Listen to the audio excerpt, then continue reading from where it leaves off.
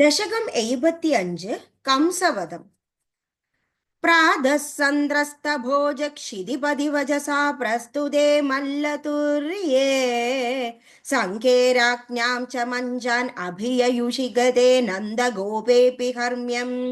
कंसे सौदादिरूढे त्वमभि सकबलः सानुगश्चारुवेशो रङ्गद्वारं गदो भूकुपितकुवलया पीडनागावलीडम् पापिष्टापेहि मार्गा द्रुतमिति वचसा निष्ठुरक्रुद्धबुद्धेः अम्भष्टस्य प्रणोदात् अधिगजवजुषा हस्तिनागृह्यमाणः केलीमुक्तोदगोपी कुजकलशच्चिरस्पर्धिनं कुम्भमस्य व्याहत्यालीयधास्त्वं चरणभुवि पुनर्निर्गतो वल्गुहासी हस्तप्राप्योऽप्यगम्यो चडिति मुनिजनस्येव्यधावन् गजेन्द्रम् क्रीडन्नापात्य भूमौ पुनरभिपतत तस्य दन्तं सजीवम् मूलादुन्मूल्य तन्मूलगमखिदमहामौक्तिकान्यात्ममित्रे प्रादास्त्वं हारमेऽपि ललितविरचितं राधिकाय इति चेति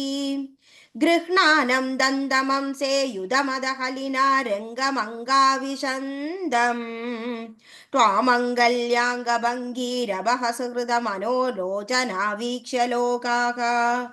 हम हो धन्यो हि नन्दो नखि नखि पशुपालाङ्गना नो यशोदा नो नो धन्येक्षणास्मस्त्रिजगदि वयमे वेदि सर्वे शशंसुः पूर्णं ब्रह्मैव साक्षात् निरवधि परमानन्द सान्द्रप्रकाशम् गोपेषु त्वं व्यलासि न खलु बहुजनैः तावदावेदितो भूः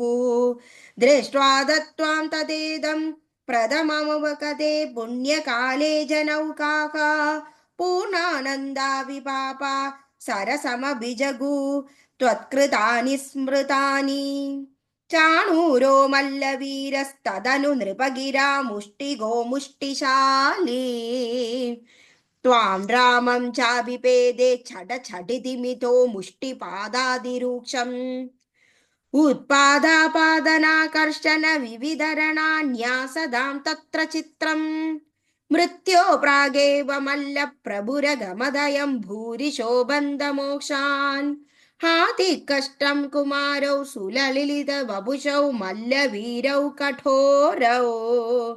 न द्रक्ष्यामो व्रजामं त्वरितमिति जने भाषमाणे तदानीं चाणूरं तं करोद्ब्राह्मण विगलससुं प्रोदयामासि धोर्व्याम् पिष्टो भून्मुष्टिको विद्रुतमदकलिना नष्टशिष्टैर्ददावे कंसः संवार्य तूर्यं कलमतिरविदन् कार्यमायान् पद्भित्रांस्तान् आहन्तुं व्याप्तमूर्ते तव च समशिषद् दूरमुत्सारणाय रुष्टो दुष्टोक्तिभिस्त्वं गरुड इव गिरिं मञ्जन्नुदञ्जत् खड्गव्यावल्गदुःसङ्ग्रहमपि ची बहुच शठाक् हठात् प्राग्रहीरौग्रसेनिन्